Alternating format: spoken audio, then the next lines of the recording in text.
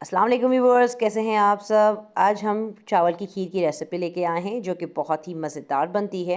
इस ईद पे आप इस रेसिपी को ट्राई कीजिए और पूरे ख़ानदान से वाह वाह कराइए। हर बंदा आपसे रेसिपी मांगने पे मजबूर हो जाएगा। डिटेल रेसिपी देखने के लिए आपको डिस्क्रिप्शन में लिंक दे दिया गया है, आप उस पर जाके डिटेल रेसिपी देख सकते हैं। इस रेसिपी को ट्राई करके आप यकीनन बहुत इंजॉय करेंगे खीर को, क्योंकि ऐसी लाजवाब खीर आपने पहले कभी नहीं खाई होगी। अगर आपने हमारा चैनल सब्सक्राइब नहीं किया तो उसको सब्सक्राइब करना मत भूलिएगा और बेल आइकन ज़रूर प्रेस कर दीजिएगा ताकि हमारे आने वाली हर वीडियो को नोटिफिकेशन आपको सबसे पहले मिल सके।